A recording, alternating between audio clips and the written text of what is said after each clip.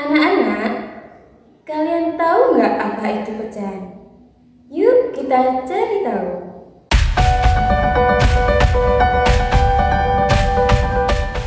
Assalamualaikum warahmatullahi wabarakatuh. Hai anak-anak, saya Nur Faiza, guru mata pelajaran matematika. Nah, sekarang coba tebak. Ini gambar apa, hayo?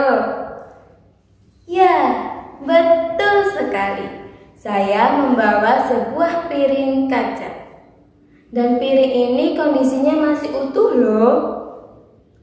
Jika piring ini saya jatuhkan, maka piring ini akan pecah.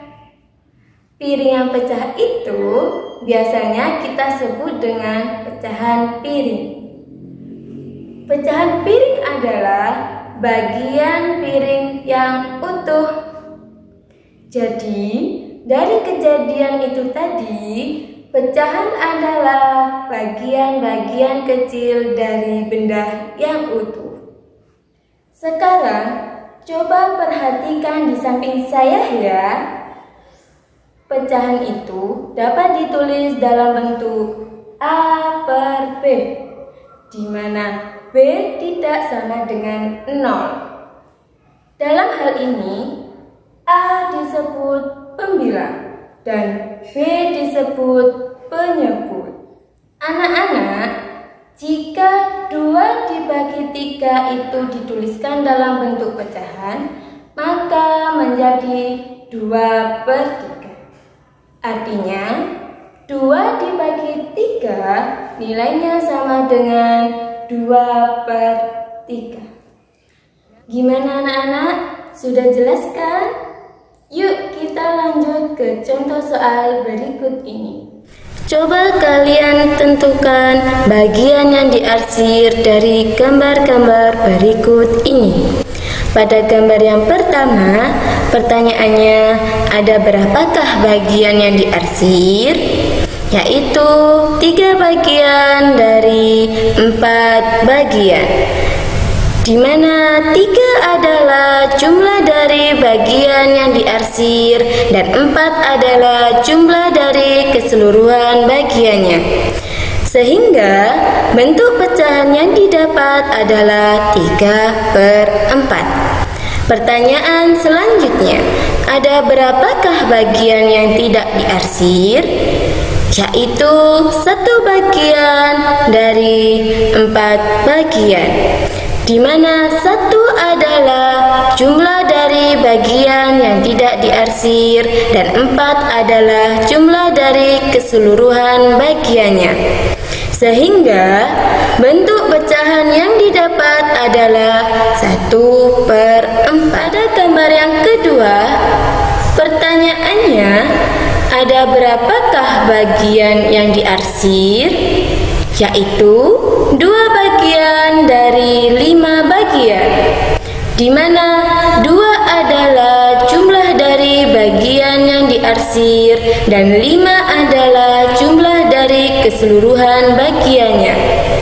Sehingga bentuk pecahan yang didapat adalah 2 per 5. Pertanyaan selanjutnya, ada berapakah bagian yang tidak diarsir? Yaitu 3 bagian dari 5 bagian, di mana 3 adalah jumlah dari bagian yang tidak diarsir dan 5 adalah jumlah dari keseluruhan bagiannya. Sehingga bentuk pecahan yang didapat adalah 3 per 5. Mari perhatikan soal cerita berikut ini. Nino pulang dari wilayah yang termasuk dalam zona merah. Pada keesokan harinya, Nino berangkat ke sekolah seperti biasa tanpa menggunakan masker. Sesampainya di kelas, ia menyapa dan berinteraksi secara langsung dengan Bono yang sama-sama tidak menggunakan masker.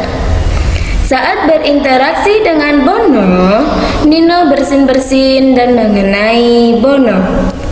Sedangkan ketiga temannya, yaitu Rama, Sinta, dan Nur, sama sekali tidak berinteraksi secara langsung dengan Nino dan Bono.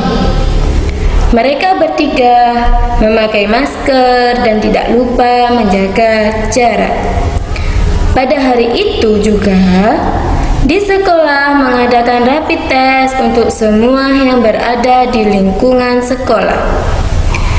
Setelah beberapa jam kemudian, hasil rapid test keluar. Ternyata di kelas Nino diketahui ada 2 anak yang reaktif terhadap COVID-19. Dari identifikasi, kemungkinan virus itu berasal dari Nino yang usai bepergian ke wilayah zona merah. Dari cerita tersebut, ada berapa bagian anak di kelas Nino yang reaktif terhadap COVID-19? Dan ada berapa bagian anak di kelas Nino yang non-reaktif terhadap COVID-19? Mari kita selesaikan soal tersebut.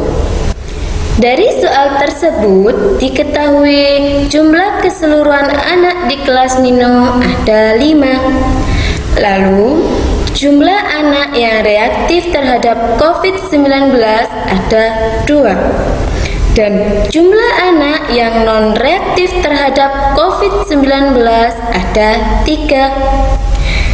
Jika pada pertanyaan pertama tadi yang ditanyakan adalah ada berapa bagian anak di kelas Nino yang reaktif terhadap COVID-19?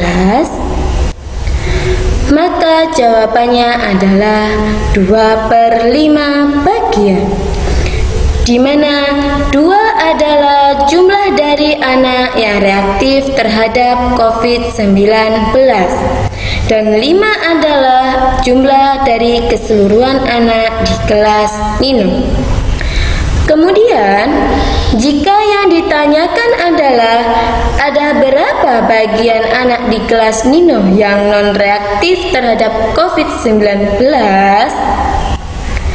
maka jawabannya yaitu 3/5 bagian, di mana 3 adalah jumlah dari anak yang tidak reaktif terhadap COVID-19 dan 5 adalah jumlah dari keseluruhan anak di kelas Nino. Dari cerita soal Nino tadi, ingat pesan ibu ya, jangan lupa menerapkan 3M. Apa itu? Memakai masker, mencuci tangan, dan menjaga jarak. Cukup sekian dulu ya pembelajaran kita kali ini. Kita akan bertemu kembali pada pembelajaran berikutnya. Bye. Assalamualaikum warahmatullahi wabarakatuh.